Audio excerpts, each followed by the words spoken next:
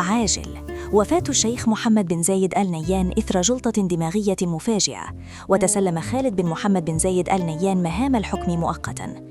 هكذا انفجر الخبر خلال الساعات الماضية ليشعل مواقع التواصل ويقلب المشهد في الإمارات والمنطقة بأكملها رأساً على عقب.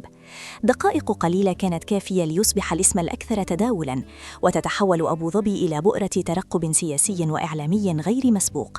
فهل نحن أمام حدث تاريخي يغير شكل السلطة في الخليج، أم أمام أزمة صحية يجري التكتم على تفاصيلها في انتظار ترتيب البيت الداخلي؟ القصة بدأت ببيان صادر عن الرئاسة التركية تحدث عن اتصال من الرئيس رجب طيب أردوغان للاطمئنان على وعكة صحية ألمت بالرئيس الإماراتي قبل أن يتم حذف البيان لاحقاً، وهو ما فتح أبواب التكهنات على مصراعيها. تزامن ذلك مع تأجيل زيارة رسمية لرئيس وزراء اليونان كانت مقررة إلى أبو ظبي، واستبدالها بمكالمة هاتفية رسمية. ومع غياب أي ظهور علني جديد للرئيس الإماراتي تصاعدت الأسئلة: هل الأمر أكبر من مجرد وعكة عابرة؟ وهل تأجيل الزيارات مرتبط بحالة طبية طارئة خلف الأبواب المغلقة؟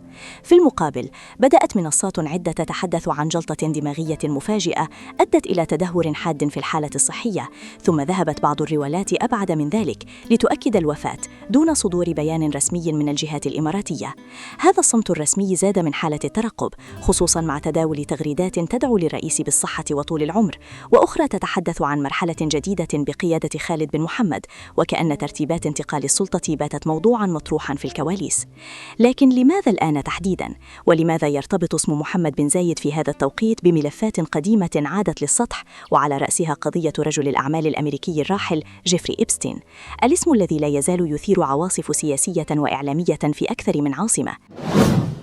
عودة الحديث عن مراسلات ولقاءات مزعومة ضمت شخصيات إماراتية بارزة مثل سلطان أحمد بن سليم رئيس مواني دبي، وهند عويس الدبلوماسية الإماراتية، أعادت فتح ملفات حساسة تتعلق بشبكات العلاقات الدولية والاستثمارات والاتصالات السرية التي سبقت سنوات من اتفاقيات التطبيع المعروفة باسم اتفاقيات أبراهام. تسريبات البريد الإلكتروني القديمة التي ظهرت في سياق التحقيقات الأمريكية كشفت عن علاقات ولقاءات وطلبات شراء مجموعات فحص جيني من شركة 23andMe، وعن ترتيبات اجتماعات مع شخصيات دولية بارزة من بينها رئيس الوزراء الإسرائيلي الأسبق إيهود باراك. وبينما لم تصدر إدانات قضائية بحق هذه الأسماء، فإن إعادة تداولها في هذا التوقيت أثارت تساؤلات: هذا الضغوط الدولية المتصاعدة والملفات القديمة كان لها تأثير نفسي أو سياسي على دوائر الحكم؟ وهل يمكن أن تكون الأزمة الصحية إن صحت نتيجة ضغط غير مسبوق داخليا وخارجيا؟ التحليلات تذهب في اتجاهات متعددة، فهناك من يربط بين الأزمة المفترضة وملفات إقليمية مفتوحة في اليمن والسودان وليبيا، وهناك من يتحدث عن ضغوط في واشنطن تتعلق بصفقات سلاح وتحركات في الكونغرس، بينما يرى آخرون أن إعادة تسليط الضوء على علاقات أبستين محاولة لخلط الأوراق في لحظة حساسة تمر بها أبو ظبي. وسط هذا المشهد المعقد يبقى السؤال الأكبر: ما الذي يجري فعلاً داخل دوائر القرار في الإمارات؟ هل نشهد انتقالاً هادئاً للسلطة يجري ترتيبه بعيداً عن الأضواء؟ أم أن الرئيس يتلقى العلاج في سرية تامة تمهيداً لظهور يبدد كل الشائعات؟ حتى الآن لا صورة حديثة ولا خطاباً رسمي ولا بياناً حاسماً، فقط حالة ترقب ثقيل وصمت يضاعف الأسئلة. الأيام والساعات القادمة وحدها كفيلة بكشف الحقيقة الكاملة، لكن المؤكد أن ما يحدث الآن، سواء كان أزمة صحية عابرة أو تحولاً سياسياً كبيراً، سيترك أثره على توازنات المنطقة بأسرها. فالإمارات لاعب أساسي في ملفات إقليمية ودولية، وأي تغير في قمة الهرم لن يكون حدثاً عابراً، بل محطة مفصلية في تاريخ الخليج الحديث. والأنظار كلها تتجه إلى أبو ظبي انتظاراً للكلمة الفصل التي ستنهي الجدل أو تفتح باب مرحلة جديدة بالكامل. وفي سياق آخر أثار جدلاً واسعاً فضائح لأسماء بارزة إماراتية. برز اسم الدبلوماسية الإماراتية هند العويس في وثائق وزارة العدل الأمريكية، حيث ورد اسمها في سياق اتهامات بالمشاركة في جلب ضحايا.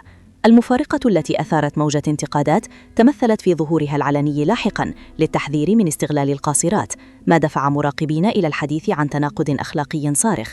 وفي تطور لاحق صدر قرار رسمي بإعادة تشكيل مجلس أمناء الهيئة الوطنية لحقوق الإنسان في الإمارات، وتم إنهاء عضويتها، كما أقدمت على حذف حسابها في منصة إكس فور صدور القرار.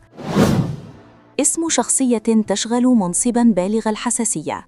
الاسم هو سلطان بن سليم، رجل الأعمال الإماراتي ورئيس مجلس الإدارة والرئيس التنفيذي لشركة موانئ دبي العالمية.